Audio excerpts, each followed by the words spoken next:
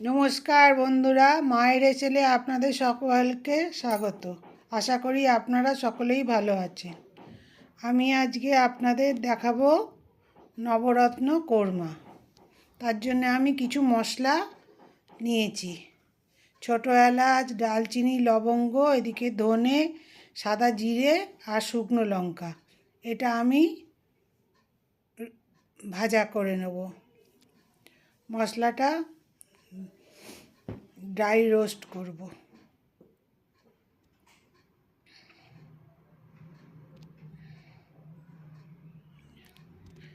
ভাজা ভাজা করে নিচ্ছি মশলাটাকে। আর আমি যা সবজি দেব সেগুলো সব কেটে রেখেছি। আলু, কপি, গাজর, বিনস, ক্যাপসিকাম, মটরশুঁটি, কাঁচা লঙ্কা, পনির।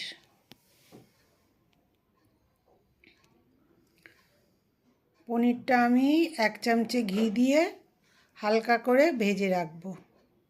পনিরটা একটু ঘি দিয়ে ভেজে নিলে টেস্টটা ভালো হয়। লাল করব না, হালকা করে ভেজে রাখবো।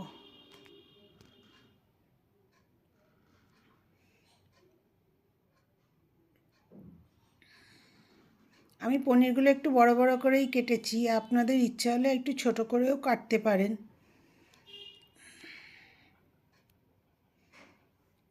এর মধ্যে আমি একটু সাদা তেল দিলাম, দিয়ে এবার ফোড়ন দেব। সাদা জিরে, তেজপাতা, ছোট এলাচ, দারচিনি, লবঙ্গ।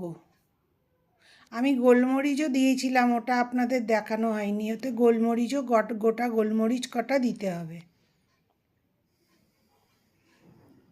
দিয়ে মশলাটা ভাজা ভাজা হয়ে গেলে প্রথমে আলুটা দেব। আমি তো আলুটা সেদ্ধ করিনি, কাঁচা আলুই দিচ্ছি। ছোট ছোট করে কিউব করে কেটে নিয়েছি।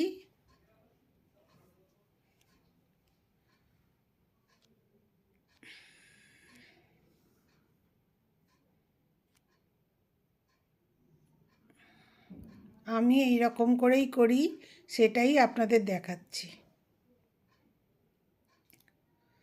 হালকা আলুগুলো ভাজা হয়ে যেতে এবার কপিগুলো দেব। কপিগুলোও হালকা ভাজা হলে তবে একে একে সব সবজিগুলো আমি দেব।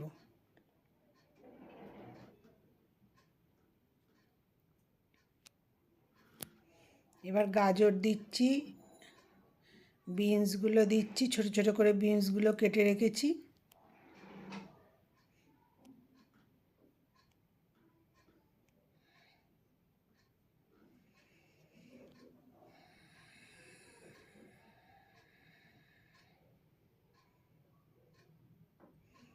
সবজিগুলো সব হালকা ভাজা হয়ে যাচ্ছে। আর মটরশুঁটি দিলাম।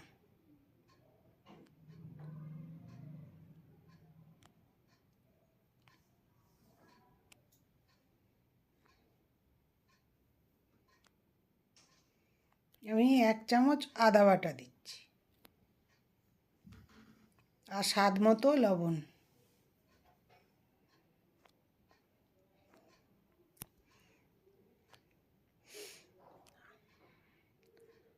আদা বাটাটা একটু ভালো করে ভেজে নিতে হবে, নাহলে আদার কাঁচা গন্ধ বেরোবে।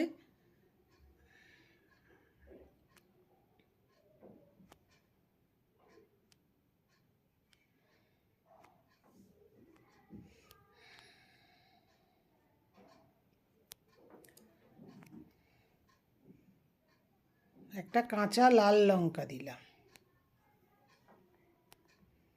বা ক্যাপসিকাম দিয়ে দিলাম ওর মধ্যে।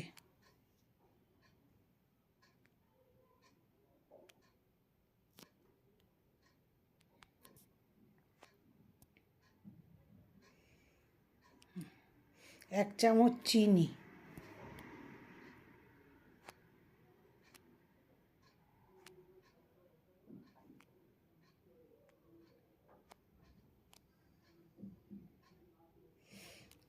একটা বড় সাইজের টমেটো আমি ভেতরে বীজগুলো ফেলে দিয়েছি, দিয়ে দিলাম। আর একটু কাঁচা লঙ্কা কুচি করে দিলাম। এবার কাজু বাদামটা আগে একটুখানি গ্রাইন্ডারে ঘুরিয়ে নিয়ে তারপরে আমি টক দই দিয়েছি, দিয়ে আর একটা লাল লঙ্কা দিলাম, কাঁচা লঙ্কাই লাল রঙের। আর যে ড্রাই রোস্ট করা মশলাটা করে রেখেছিলাম সেই মশলাটা আমি 2 চামচে দিয়ে দিলাম এর মধ্যে।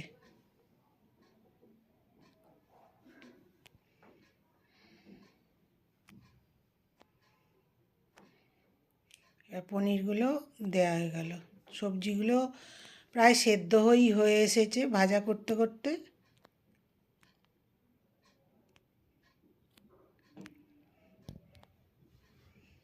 এবার আমার দই আর কাজু বাদাম বাটাটা দিলাম আমি। আপনি ইচ্ছা করলে এর মধ্যে চালমগজও দিতে পারেন, আমি চালমগজ দিইনি, পোস্ত চালমগজ, আমি শুধু কাজু বাদামটাই দিলাম আর দই দিলাম, টক দই।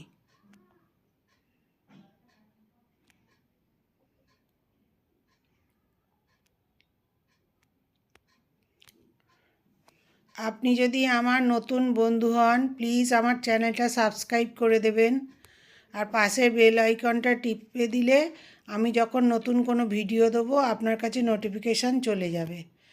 আর সকল বন্ধু আমার সাথে থাকবেন। আর আমার ভিডিও যদি আপনাদের ভালো লাগে তাহলে লাইক কমেন্ট শেয়ার করবেন, এটা আমার অনুরোধ রইল আপনাদের কাছে। আমি এবার একটু ফ্রেশ ক্রিম দিলাম।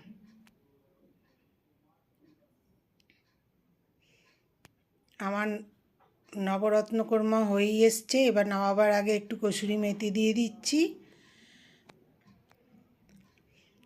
আর অল্প বাটার দিলাম আমি,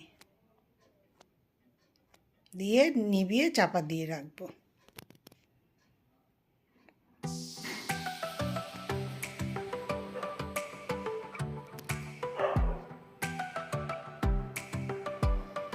এটা পুরো ঘি কিংবা বাটার দিয়েই রান্না করা যায়, কিন্তু আমি সেটা করিনি।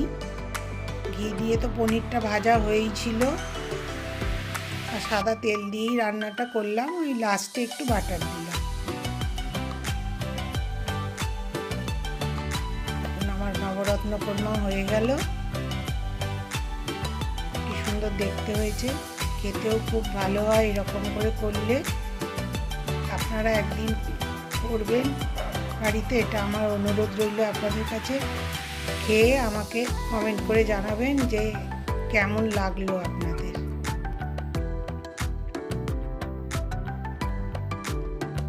আমার ভিডিও দেখার জন্য আপনাদের সকলকে ধন্যবাদ। সকলে ভালো থাকবেন।